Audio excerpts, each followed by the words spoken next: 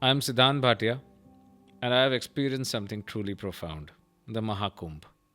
For the first time ever, we are bringing this experience through sound. Sounds of Kumbh is not just an album, it's an immersive auditory experience where we are actually recording sounds of nature, sounds of people, sounds of the rhythm of Mahakumbh, and bringing this together in the musical form of Sounds of Kumbh. We're capturing chants, temple bells, the sounds of nature, and blending them seamlessly with classical fusion, Indian classical music, semi classical contemporary, rap, pop, and various different folk music together with internationally acclaimed artists, renowned musicians from both India and around the world. What we are trying to achieve is to translate this into a sound experience, a musical experience. And joining me today are two phenomenal artists, people who have shaped their own musical pathways in extraordinary ways. First, we have Jim Kimo West, a Grammy winning guitarist, a world renowned master of the Hawaiian slack key guitar, and someone who's had one of the most unique musical journeys from touring with Weird Al Yankovic to winning a New Age Grammy to now standing at the banks of the Sangam at the Mahakumbh.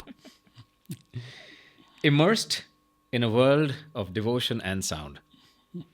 And then we have Charu Suri, an internationally acclaimed jazz pianist and composer, a multi award winning artist who made history as the first ever Indian to perform at the Carnegie Hall of Jazz. And Hall in Jazz, you Jazz. performed in the jazz genre. Yeah. And she's about to return there for the fifth time. When is that happening? July 25th. Yeah. Her work is a dialogue between jazz, Indian classical music, and now the spiritual soundscapes of the Mahakumbh. Jim and Charu, welcome. Welcome to India. It's Jim's first time in India. It is. It's overwhelming and extraordinary for sure. So we just came back from the Mahakumbh, and we walked through one of the most powerful, unique, and extraordinary spiritual journeys of our time. It's an experience beyond doubt, beyond anything that we have ever seen before. Where millions of people come together in devotion, where energy, thoughts, and prayers merge into something beyond individual consciousness. The Mahakumbh isn't just an event, it's an experience of the self, of space, of the collective mind, and of the universal consciousness. So today we'll talk about that, the experience of sound, the space within, the space around us, and how a project like Sounds of Kumbh isn't just music but a bridge between the sacred and the modern world. Jim, you've had such an incredible journey from rock and comedy with Weird Al Yankovic to deeply meditative New Age music, to now immersing yourself in the world of Indian spirituality as well. How has the Mahakumbh shifted the way you look at sound, space, and energy in the music?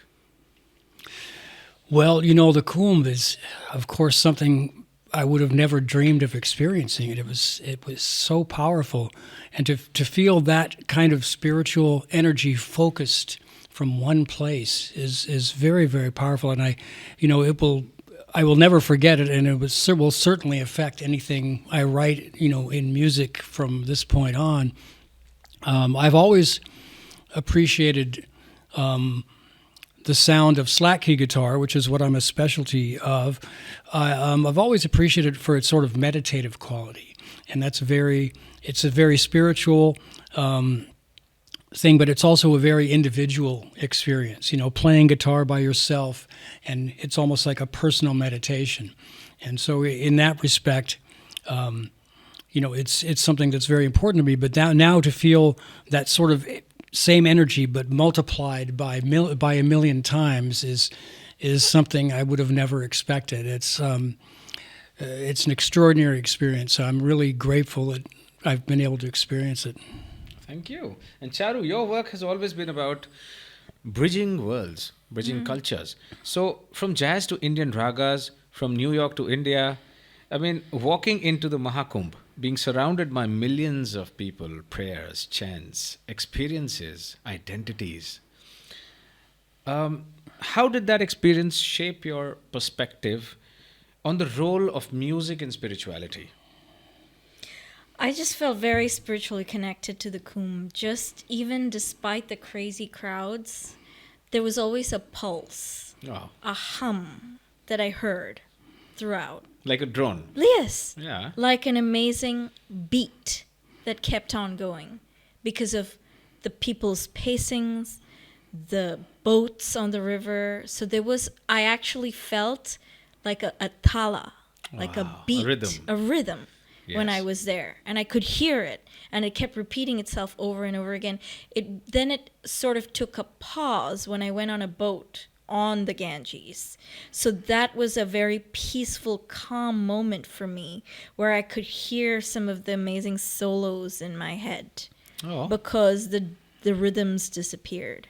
So for me, the Kumbh reflected two worlds. One was the extreme energy when the people were present, so I could hear the pulse, and then the places where there was something super static and still, like when there was that confluence in the Triveni Sangam or when we were in the Ganges, that pulse went away.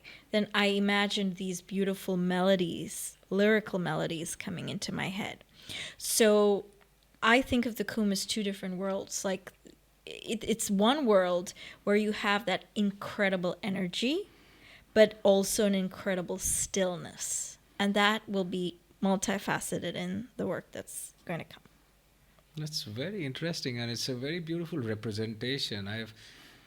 I heard my Gurudev say, Sri Ravi Shankar, that the goal of all music is silence. Yeah.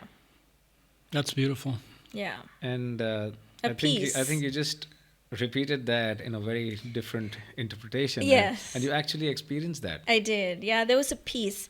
I despite all of that crazy chaos and energy, what ended up happening is I found a peace through the energy, through the music and being present there.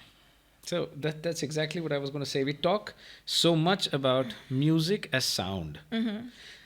But there is also music in silence. Mozart said the silence is often more important than the music itself. The rests are music, is what he said.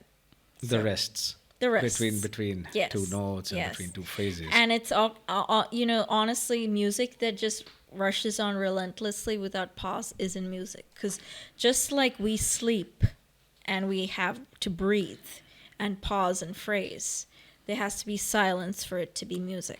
Meaningful. Even Miles Davis had a quote like that about how important the silence The between the pauses, notes yeah. are. The pauses between the notes are as important as the notes themselves. And so it's interesting, ironically, in the Kumbh, I experienced both. I experienced the music and the rush and the energy of people, and then I experienced the silence. I'm very happy that we are talking right after we came back. Yeah. So One the day after. experience- One day after, one day, and literally. the experience is fresh. Very fresh, It's yeah. very fresh, Yeah. and let's just call it organized chaos. It is. In our Yeah, minds yeah. and how we resonated with it. And I think the silent aspect that we're talking about is also important for us to absorb that music. Right. That it gives us that kind of access to space. And Yes, I think it's very contemplative, very, very important.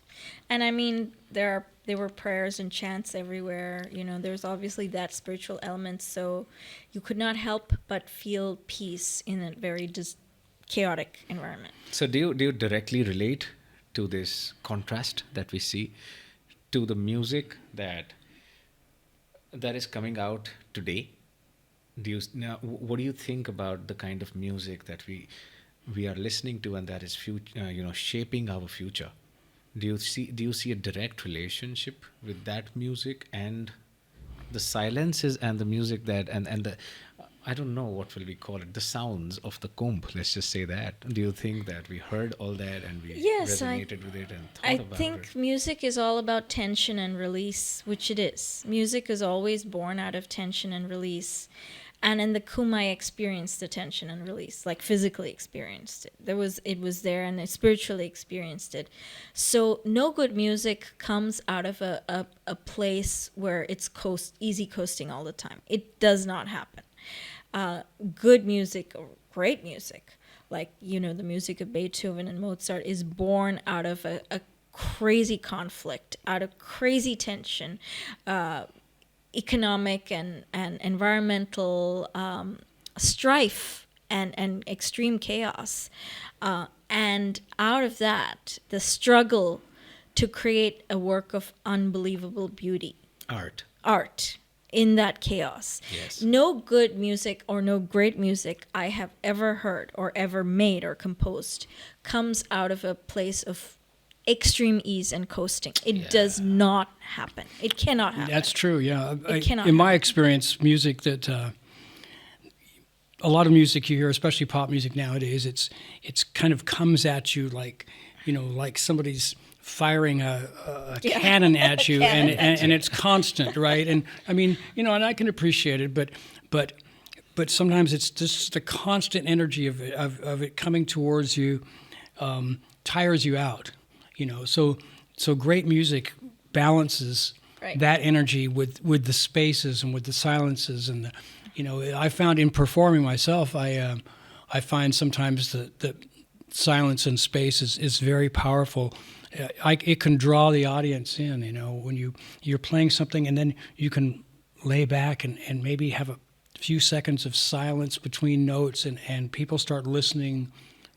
They get more involved in the music, when you have these pauses and these dynamics or in quiet places and places of silence. It brings people in, It captures their attention. What was very extraordinary as well is that in my experience and in my study and in my time on this planet, I've seen that whenever a lot of people gather together, animals and birds, they just vanish. Because they're not okay with the sound. No, they're not. It's Yeah. not their natural dynamic. It's not their natural. What do you call that? It's not their Habitat. It's not their natural habitat. But in this case, we saw millions of birds rejoicing. We actually saw them flying in incredible patterns. That's actually really true. I didn't That's, think you of know, that. I was very surprised to see it in Wasn't the it? It river. was- Yeah, it was so they were- that is interesting. very surprising. And we've also seen that That music never happens. and chants has a very meditative effect on pets, on pets. animals. Yeah. They all just My cat various sits and animals, listens. Yeah, my cat. I have two cats. One of my cats, every time I play Bach, I'm not even joking, sits and listens to me play for hours without moving. Wow. Every time I play Bach, this cat, who's tuxedo cats, I always joke, she's dressed for the concert with a black and white suit, sits in front of my piano and doesn't move. And I'm like, oh my God, are you dead? Are you alive? But that's the best Just part. entranced It's by you the and a music. connection with your own pet. Yeah. But look at the birds and the animals Yeah. in that location who have no relation or connection That's right. with the people that are just coming together, and they are all there. I mean, the nature in itself, the nature is also supporting this gathering in Which its is own ways. really amazing. Yeah, I've never witnessed anything like it, and I have always thought that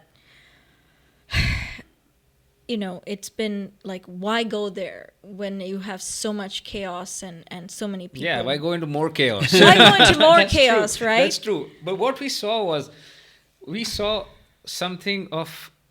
We literally saw organized chaos. Yeah, We that's literally what it saw was. It people was, like, minding their own organized business. We saw chaos. the energy, we saw the nature, and we saw that there is so much sound around you. There is absolutely so much sound, yet it's all very clear. Yeah. And when we went to the Nageshwar Ghat, when we actually sat on the boat, when we actually just sat down and saw that beautiful sunset, I mean, there was no sound left. It was so beautiful. The space that It was we, very peaceful, yes. That was very peaceful. And, it made me realize that sometimes the best moments of peace that you have are the ones that are truly earned.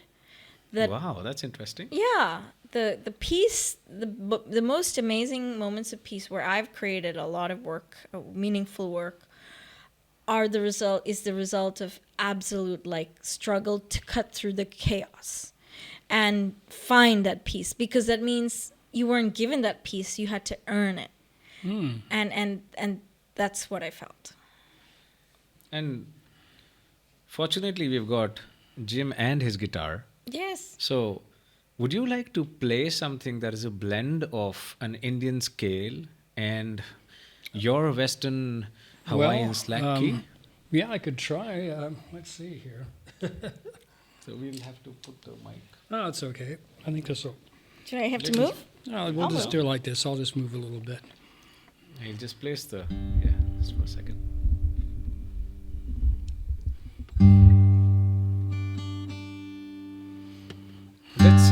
Let's think about this as you capturing the essence of sound and silence.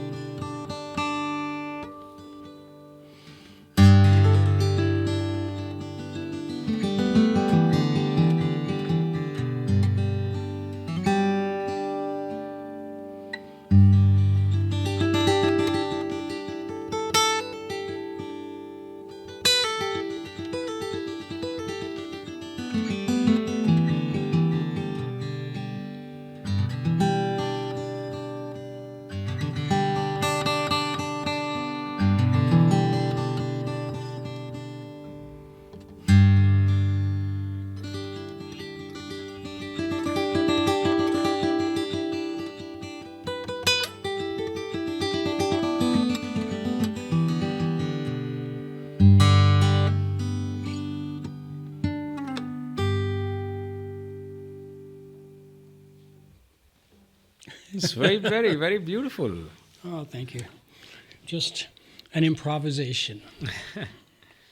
That's why I love playing and touring with Jim, because he really gets my music perfectly and he puts his own spin on it.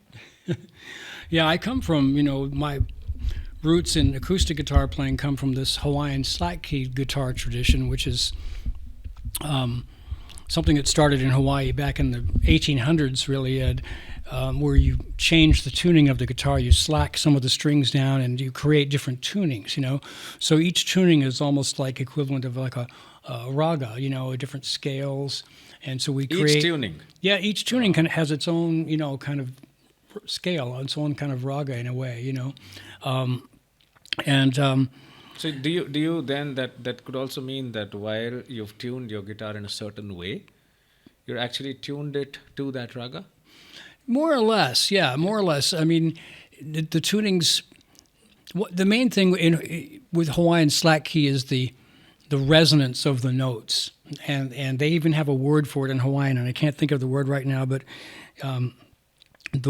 with every tuning, you get a different sympathetic resonance, just like we have sympathetic strings on a sitar. Yes. So you have, with the open tunings, you get a lot of resonance because the strings are open. Like when you put your hand on a fret, it's not as resonant, but the open string, they have...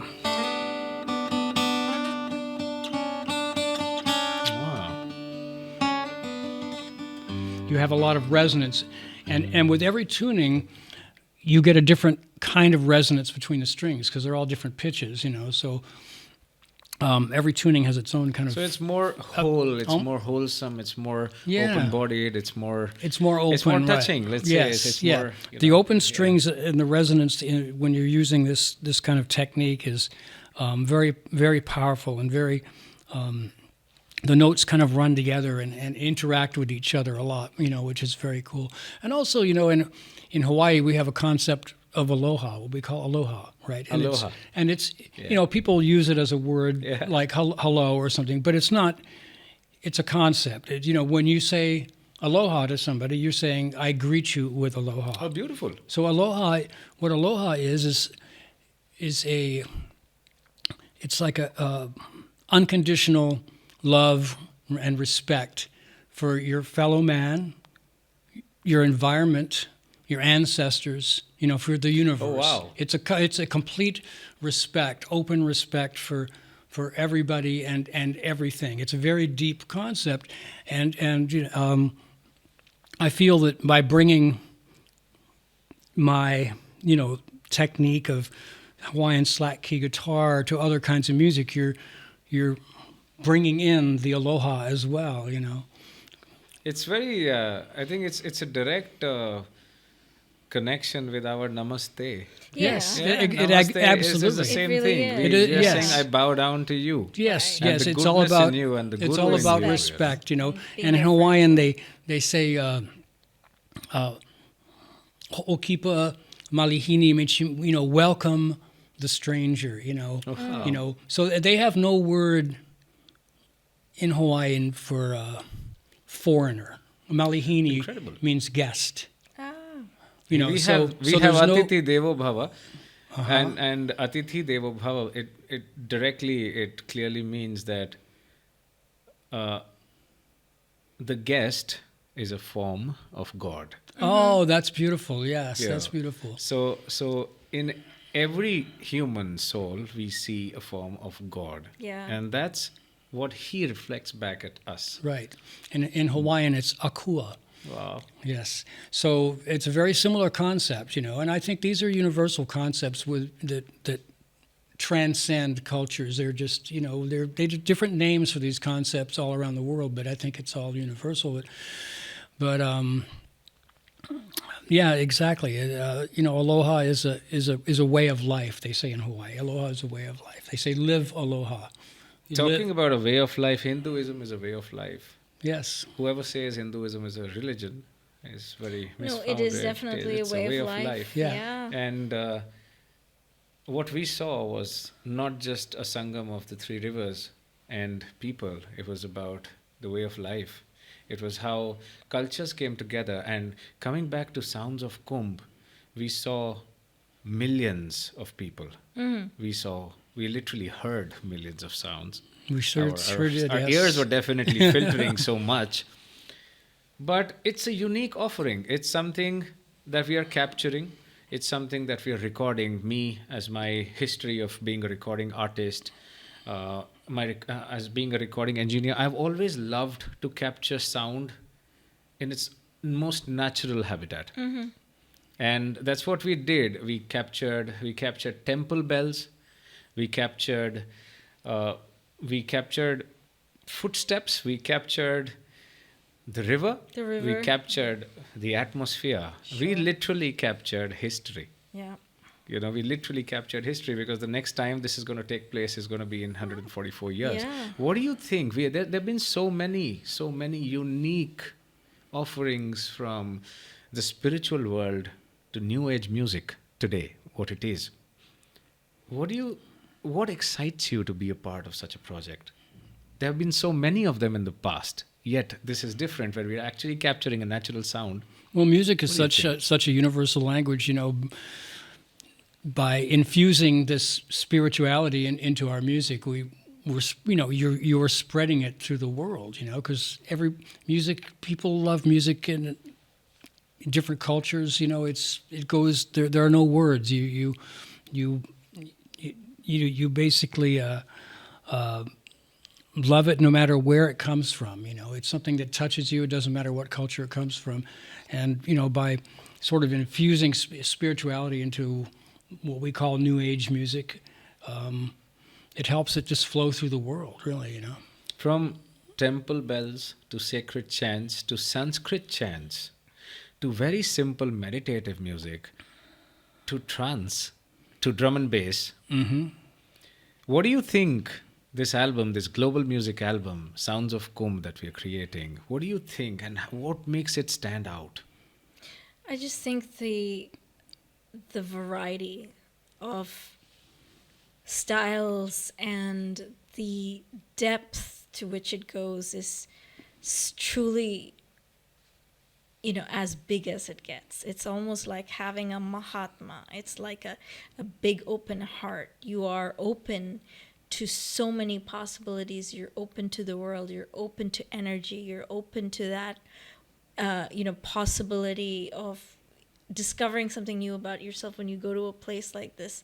So all of that is reflected in the music. So it really does stay true to the concept of inviting that stranger into your home, inviting the global sounds, inviting the different forms, and the different tracks, just inviting the different styles. So I feel like this is a project that is larger than life, which is exactly what the Kumbh was. It was a larger than life phenomenon. I think it's more than imagination. I think looking at how I visualized it, how I visualized it, how I pictured it was everyone across our time today. We've got access to mobile cameras, we've got access to DSLRs beyond imagination today. We've got we've got gadgets, we've got drones. And everyone is visually capturing things. Everyone is taking back a visual experience. And I wanted to create an auditory experience. Mm-hmm. A very, sonic one. very sonic, a very interesting musical experience. And people have tried that. Millions of people have, before us, they have tried capturing sounds of the wind and the water and various different sound effects, SFX that we call, and put them as part of music. They've even made rhythmic songs, they've made beats out of it. Mm-hmm. But I just feel that bringing sounds of Kumbh alive, bringing sounds that you're not going to listen to again, even though you will, even if you go back at that time, you go back at any other time. The collective consciousness at that time is a very healing consciousness. I feel that just by being there's so many thoughts, there's so many welcoming thoughts. I never once, it's my personal experience, I never once felt stressed about anything but our safety. I wasn't stressed about what's going on at the back home in Delhi, what's happening about my other projects. I was at peace. I was personally feeling that everything is going to take its own time, and everything will happen in its own time. If a Mahakumbh can happen, then Right. anything else is going to happen. That's Yeah. true. So, Yeah, no, it's very, very, it's powerful because it's so positive. Like, if you can do it there, like, anything is possible. If you can be there with hundreds and millions of people and have that experience and be present, it seems that the world is your oyster. Like, anything is possible. So, I think the sounds that have resonated so deeply with us, sound waves are filtering out. Our body is absorbing this sound. yeah. From kilometers away, you're hearing temple bells. People are chanting on speakers in the morning. People are just having their homas and their yagyas, and so many people are just thinking. That sound is being captured through microphones today, Yeah. and we're bringing it alive through music. Right. So I think that is a very unique offering to the world in itself. We're capturing the essence of the Mahakumbh. Mm-hmm. It's very exciting. It's super. It's very powerful. It's a hum and an energy that stays with you long after you have left the whole occasion. For And sure. the record it will be a great audio, capture of the event, but we will also have visuals as well. So that creates another absolutely. story. It's unusual. Yeah. It's unusual It's a because very, very unusual project. because we do see ourselves in a very different light there. We see ourselves as a part of the crowd, or as a you part, were as there one. Yeah, for this it's- very momentous, once in a lifetime event, and not only were you there, you created something out of it for posterity. Now that's really very special. It is very, very special. One of the most unbelievable things about the Mahakumbh is how seamlessly it is organized. Millions of people, yet perfectly in sync with each other, perfectly in sync with nature, and very well structured. There are gates, there are directions, there are literally addresses to where you have to go. And Google Maps is giving just the right directions. It's so well organized, you know. Nobody is actually getting lost. People who have access to technology, they're actually using it in a structured manner. And the facilities, the government has ensured cleanliness, sanitation, food, safety, and digital policing, all in perfect coordination. How does it feel to witness something so grand, yet so well orchestrated? Yeah, that's a great, that's a great question, because to see that many people in any other place in the world, it would be a tragedy. It would, the chaos, it would be the so chaos would chaotic. there would be horrible things would happen. So to see this many people and everything being in sync and everything working and nobody getting hurt, and it's remarkable. I've never seen anything like it. I mean, even in America, you can have a football game, but there's going to be, you might have 50,000 people, but there's going to be a certain amount of problems with that, even 50,000 people, But to be somewhere where there are millions. Yeah, there is and anger, there is so many things, a lot of things can happen. Yeah, and to be at this event where there are millions of people and everything works, it's just remarkable. Yeah, I think one of the key things that stood out for me is, yes, you have all this technology, but I think the thing that supersedes all of the technology is faith. It is an act of immense faith that that when you have all of this beautifully constructed ashrams, the roads, the tents, everything organized, that people are so convinced that this is the place to be, and they're following their gut instinct and a faith that everything is going to work out. So it actually is a testament to the intersection of technology and spirituality. And I think whatever you said is so true, because it's not just the people. I think the government too has Right. delivered Everyone. something so incredible. Everybody The has to be on that People same are page. seeing. People Yeah. have the faith in the government. Exactly. People You the have faith in to. the Otherwise, department. this is not going to work out. Yeah, and- It's like millions of people. And the government has faith in the people. I literally did not see a lot of policemen. yeah. No.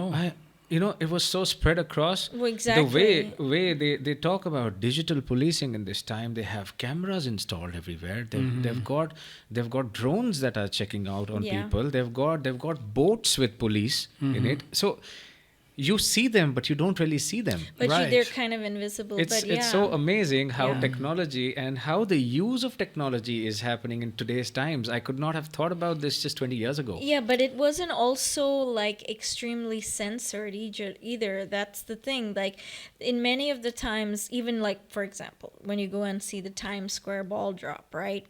It's so regulated. There is only certain way you can go, certain time you can get in, and certain time you can get out. There was none of that. None of that, None yeah. of that. And that was what surprised me. It wasn't like so censored. Like you could actually, if you were wanted, free. you were free. Yes. That's the craziness of this. Is like even in the mob and the throngs of people, you were free. You were free, right? to From decide morning to late go in the to the night. boat, Yeah. decide to take a dip, decide to go get something to eat in the very well organized food court, decide to go shop on this by the stalls. There were so many choices. You could do all of them, you could do none of them, or you could just decide to do one, and nobody was telling you, oh, once you go there, you can't come back here. I mean, I didn't see Absolutely. any of that. I literally saw Yeah. more than 50,000 portable toilets. Exactly. I literally saw so many arrangements. Yeah. I saw water. Yeah. Water being available to people. Yeah. People standing in queues This and is waiting for their incredible. time. Yeah. I mean, it's a teamwork. It And literally it was is, looks it's like. wonderful to yeah. see the Yeah. ashrams who were handing out free meals all Free day meals, long. That was and it beautiful. wasn't chaotic there. And I felt that despite having all of these crowds, yes, you had unbelievable choices. Like I was expecting to kind of honestly going there and being trapped. Wow. But I claustrophobia, yeah, literally. but actually didn't feel trapped. I felt like I had an overwhelming number of things that I could do.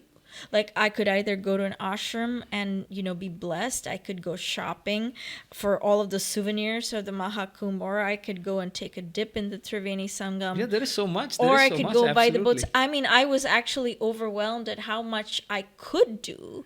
That actually was one of the things that I was taken aback by, because if it were such a huge event, and you went into a stadium to see a concert, etc., there are so many curfews. Once you go in, you can't, go out while they're playing, or you can't come in while they're playing. Yes. There's so many curfews. Regulations. None of that was there.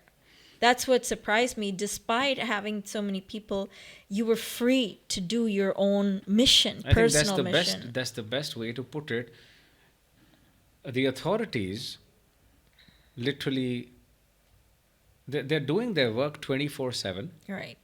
At the same time, both the people and the authorities know that it's a gathering of faith. Of faith, yeah. That's they what I meant by both have faith on each other. Yes, exactly. They're not coercing the people There's to do no something. forcing. Yeah, there really wasn't. And the people are taking it in such a beautiful manner. They're also. I did not see too much of.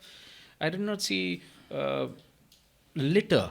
Exactly. It was cleanliness. We actually Right. saw that Yeah, during I agree. there's a place called the Chai Point where we sat, and There were dustbins, there were trash cans. The sanitation is extraordinary. It was actually in really such a impressive. gathering, Yeah. and the government even had a logo, a motto on this to keep a clean kumbh, a Clean Swachh kumbh, kumbh this yeah. time, and they Yeah. actually meant it, because there were so many sanitation workers with They vests. were, and there Literally, was- you could actually call them to clean things up. And I was so surprised, because it's so easy for a crowd of this size to become suddenly unmanageable.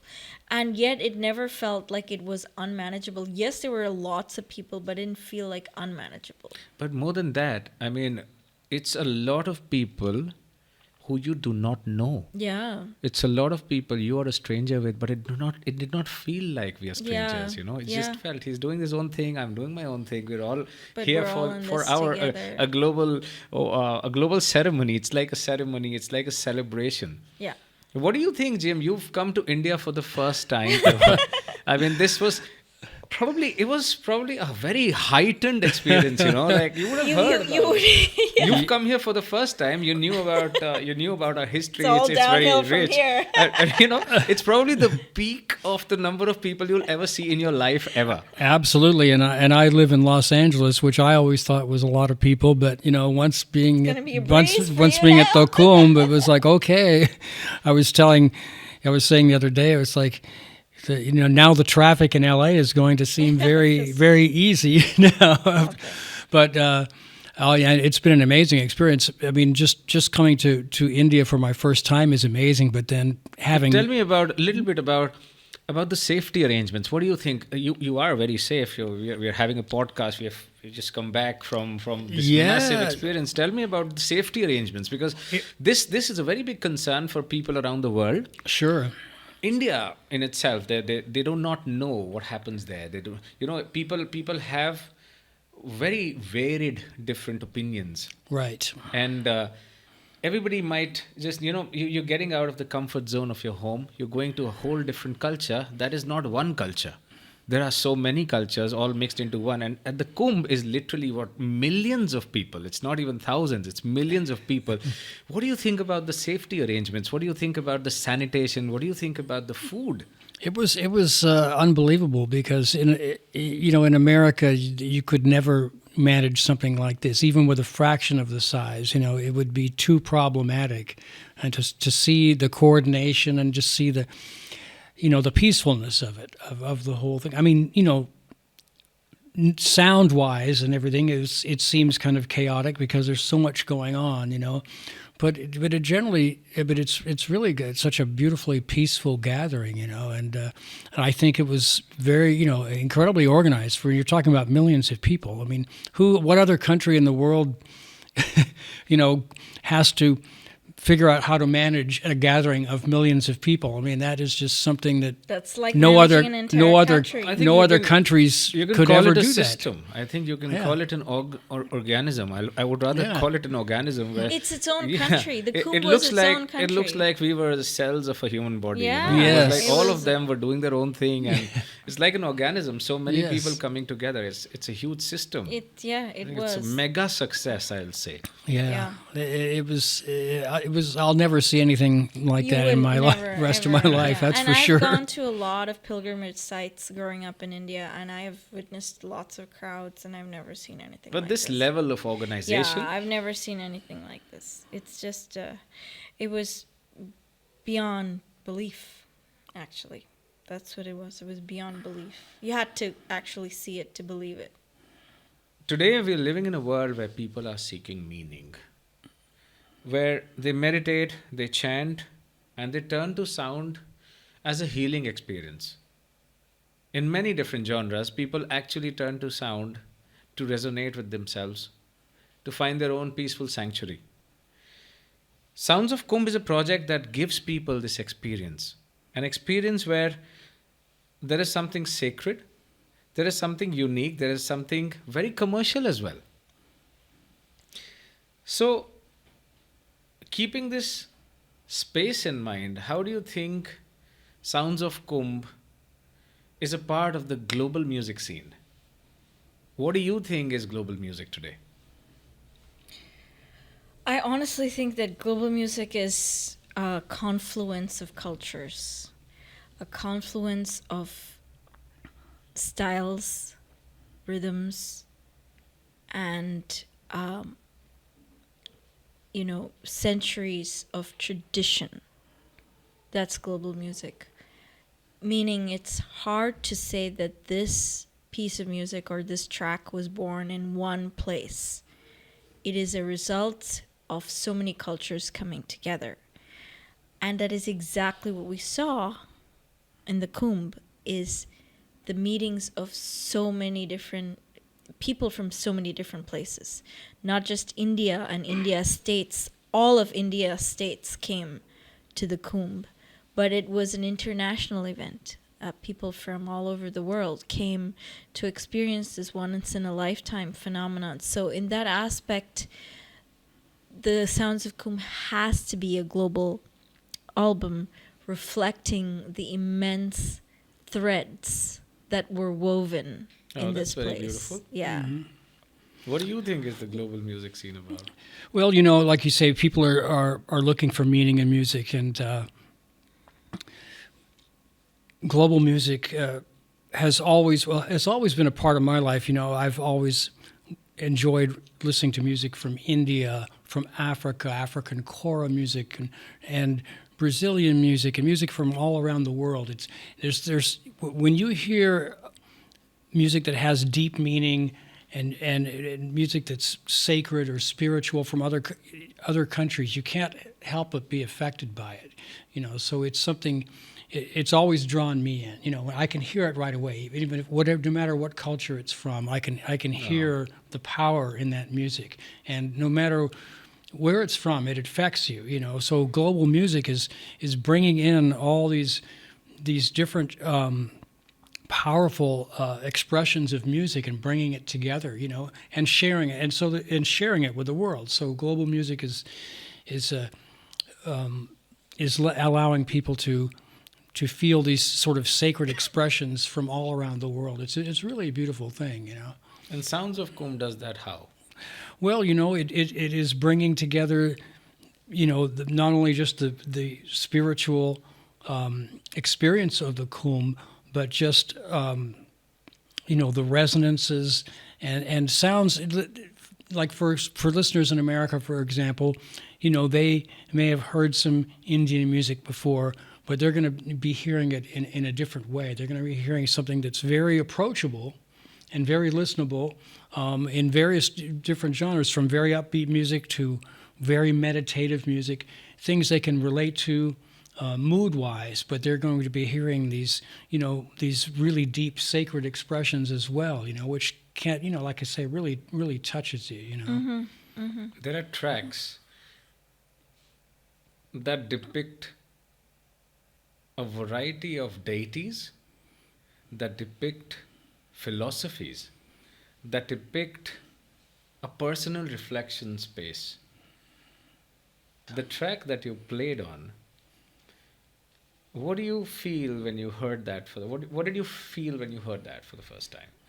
Well, I related to it immediately because it's so meditative, and I've always enjoyed that style of music, and it's just so peaceful. And the style that I play, Hawaiian slack key guitar, has a very similar effect on me. It's very peaceful. In fact, even if I wasn't doing it as a profession, I would do it just for myself because it's kind of a meditation for me, to play that style. So the track about Shiva, and it talks about your internalization. It talks about a philosophy. It says, "Megh udte judte yun, barkha kahan chupaye," which means that the clouds are always joining and breaking apart. Mm-hmm. How can they hide what they contain within? That is the rain. How do they hide that rain? They cannot. They cannot hide rain. The clouds are meant to, give rain. मेघ उड़ते जुड़ते यूं बरखा कहाँ छुपाए रंग अनगिन जग में कूंची कहाँ छुपाए. So it just literally reflects your inner being. It's a meditative experience where you are talking to yourself. Mm-hmm. And that is something so relatable to everybody today. I think so, yes. And your guitaring, your performance on the track, how do you internalize it? How do you feel that it reflects on what is being said? Well, like I say, with the Hawaiian slack key guitar sound, it's very much about the resonances of the strings, the physicality of the way it makes you feel. And playing along with that track was very easy because I could immediately sort of feel a similar resonance in the music. It just made it very easy to play to. And it's something that I didn't have to think about it. It was just about feel. Whatever, it just felt right. Whatever I played, it just felt like it fit with the resonance of the track. And it was fun to play to. It was a very, very fun experience. Yeah. How was it to play on the boat? How was the ambience? What was the ambience like? And were you scared? Well, no, I wasn't scared. I've been on a lot of boats, but I'd never played guitar on a boat, as far as I know. But it was wonderful, really. And actually, the beautiful part about it was once you get out into the river a little ways, it gets very quiet because you're away from the shore, so it's not as noisy. And I remember being out in the middle of the river there and playing, and it was wonderful because I could hear every note, And my style is kind of a soft style. It's not very loud.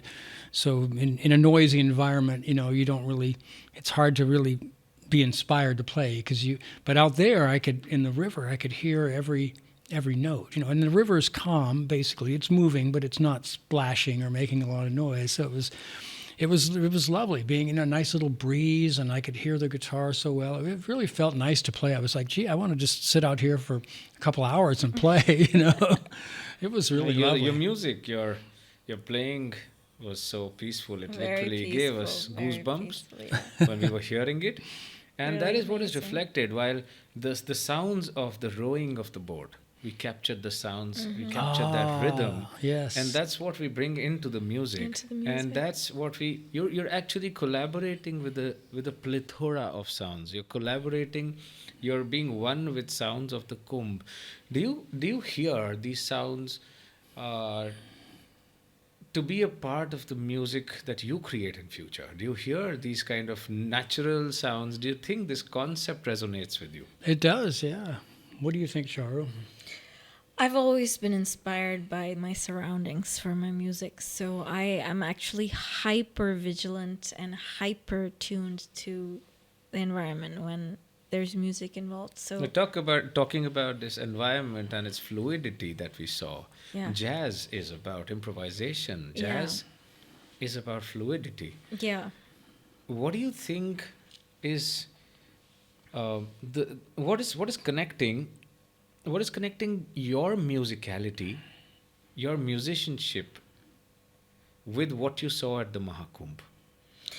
I just think, the amazing juxtaposition, as I had mentioned earlier, of the energy, the pulse, the hum, because jazz is also about rhythm. And there's also this intense lyrical lines, a melody that is there, and then there's improvisation.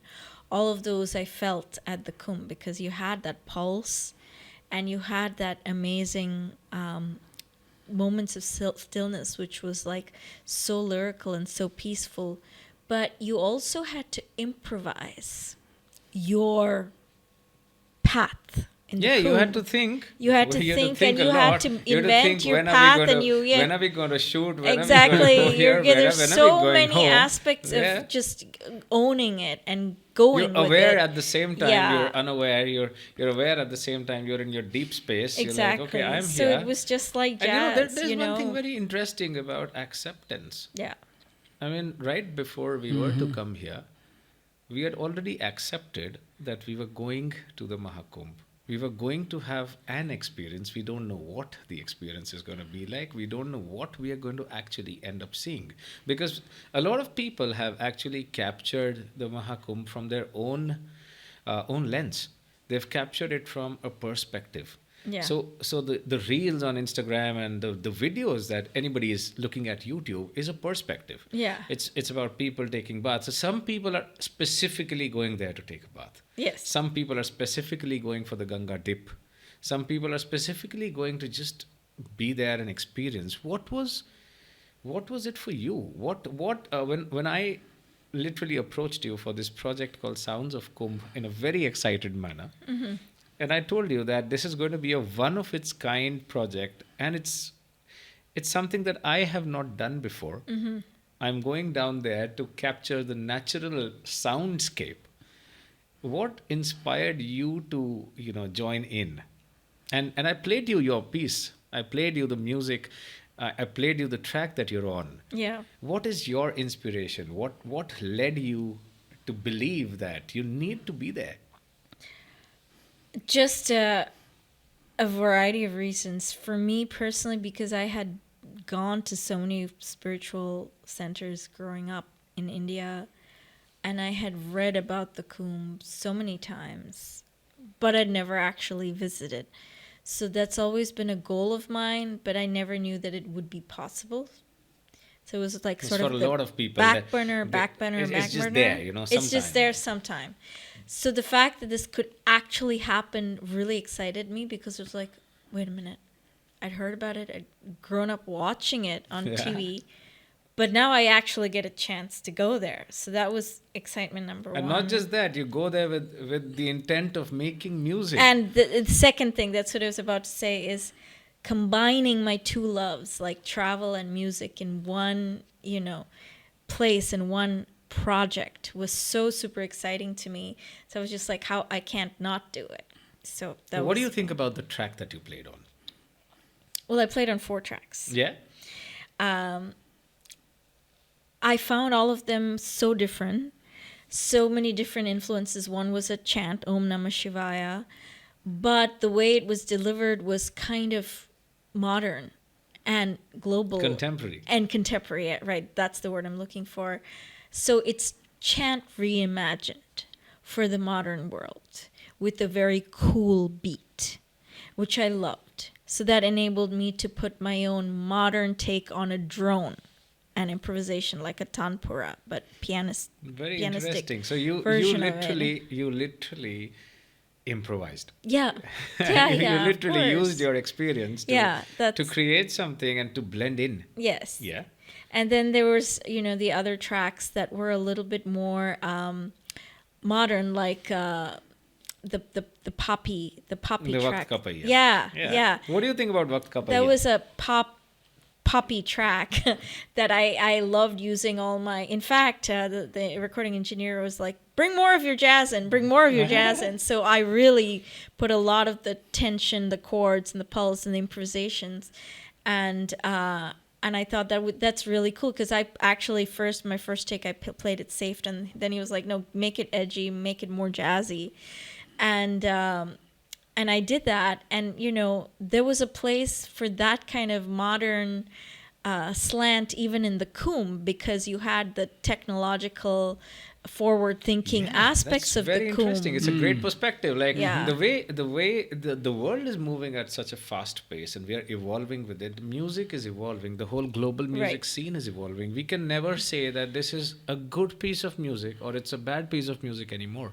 That's right. There is an Yeah. audience, Yeah. literally an audience for everybody. Yeah. It's a whole sea of people, just like how we saw it in the Kumbh. Yeah. So we have an audience, and the audience is within us. And I think that Sounds of Kumbh is a project that actually encapsulates Right. this emergence. It's something that brings people together, cultures together. So the variety that we have tried to create out here is something that is pretty.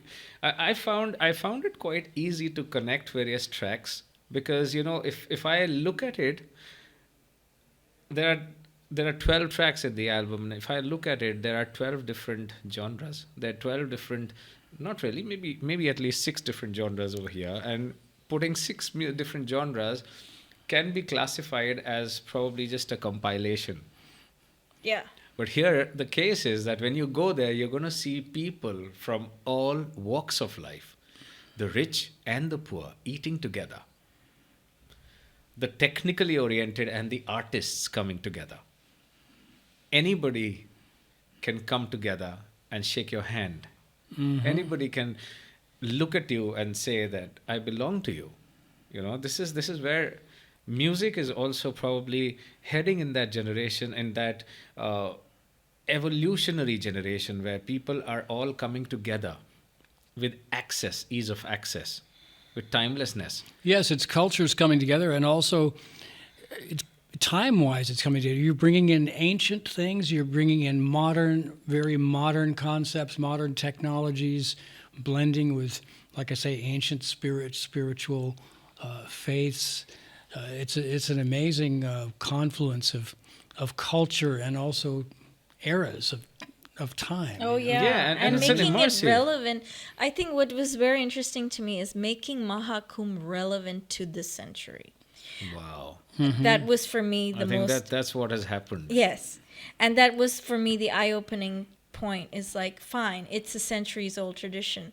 How do you make it relevant to the modern traveler? And they did, and that's the part for me. Was just like, because they had the food stalls, they had all of those conveniences that Yes. you expect to find. You're not going to find that 100 or 200 years ago. It wouldn't happen. The previous Mahakumbh was very different. Very different, exactly. The previous Mahakumbh would 144 have been years very ago. different. Oh, yes. But right now, you when you go to Disney, you expect a certain number of conveniences. That's one of the reasons you go to Disney, or any attraction. Yeah, there is an expectation. There is an expectation. Here it wasn't expected. And they delivered Yeah. those expectations here, which I wasn't expecting to find. That's the irony of it. So in a way, they've made Mahakumbh completely up with the times. So while remaining a spiritual pilgrimage center, which for me was eye-opening. Yeah, it's And very, that's an interesting parallel with the music, with the album too. With the album, too, exactly. Because we're bringing things up to date. We're taking Keeping it with the times. Yeah, we're taking very ancient concepts And and updating also them. bringing in a modern look at it as well. And you kind of have to keep that with the times, because everyone's influences they've changed. The tastes have changed. The expectations have changed. But the core reason why you go there hasn't changed. Right. So there you have all of those things that have changed, but internally you still want to get that experience, while your other expectations have to be, met. And they've done it. So that's one of the amazing. tracks of the album is talking about Guru. And Yeah. Guru is not your teacher alone, who's in an external form. The Guru that we talk about here in this project, in this track is the guru within you. Huh. Your own self is your biggest teacher. Yeah. Your own self is the biggest enabler. So this is the first time I actually wrote poetry in Sanskrit. I've Wow. always wanted Yes. to do that. And I made a song out of it, and it says, Om Namo Narayanaya, Gurave Om Namaha.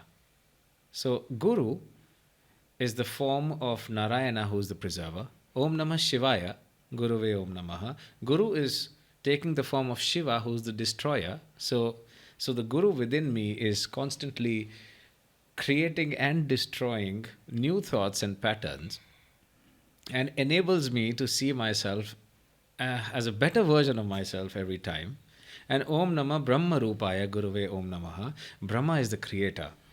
So every moment I am creating because the Guru has enabled me to connect to the higher consciousness. So this track ends up in a very contemporary drum and bass rhythm.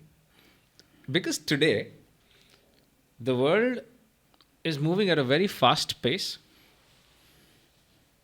We do not have time to watch content that is long format content anymore. We are skipping through. We're just going, we're literally going through things at such a fast pace. We want instant food to be delivered to us. We want food within 20 minutes. We want it's like an ATM. We just put the key in and money comes to us. So in this fast paced time, the track delivers a very fast paced lifestyle to it.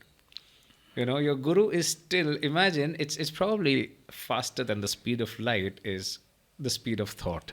Yeah. You're already thinking and you're putting out so many collective thoughts, and that is what our guru talks about us. Have you had a guru? Have you had an experience of a guru before? Well, it's hard to say.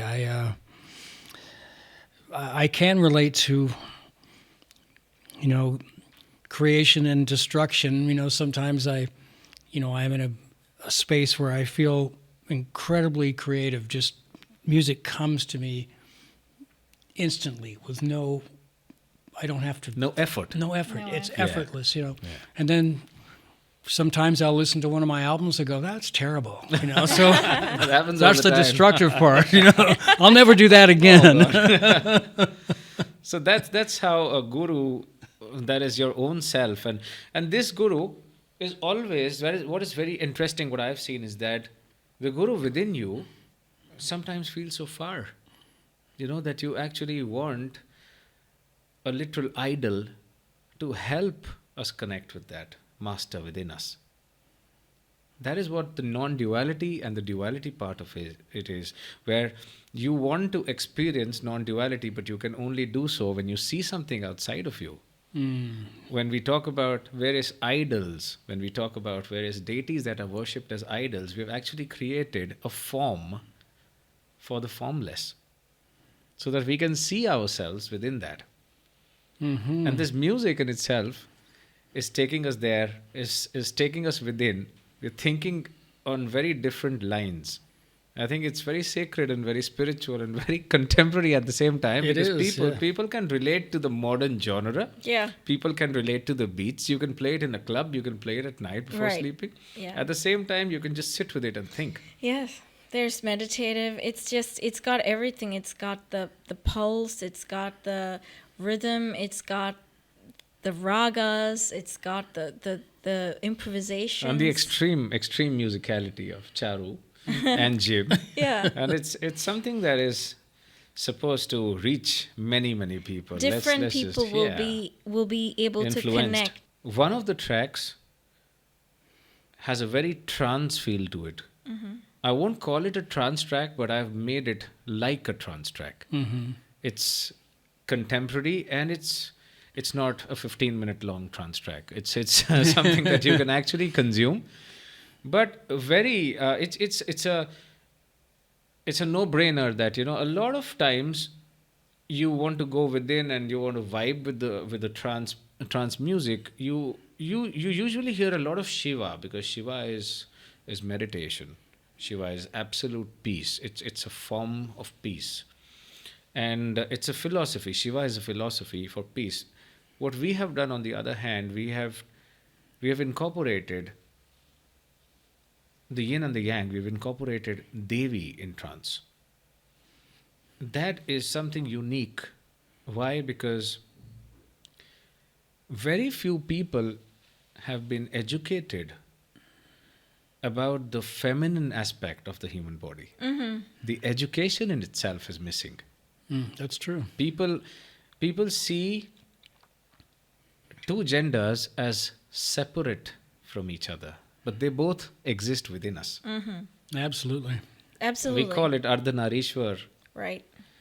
But here, I've depicted the strength and the power and the destruction of the mother, the goddess supreme, Durga, within this track. And we are joined with Raja Kumari, who's also on the track, who talks about how she's going to light up, how she's going to create, how she's going to destroy. It's powerful. It's so powerful. Hearing a commercial trance track and vibing to it is something that we want to achieve. We've got Ashna on it, Ashna Jain, and we're singing some very sacred mantras that takes time to perform and takes time to resonate. And performing, singing in Sanskrit has been an exhilarating experience because it actually does give you goosebumps. That's amazing. Yeah. That's incredible. So putting music to that in itself, like all these things, we've always been hearing and thinking about them, but we've not really touched those topics because we've never had formal education in Sanskrit. We've never been taught the true essence of life. We've not been taught what is Devi. You worship the goddess, but we do so many criminal things in the world. We don't really worship the goddess.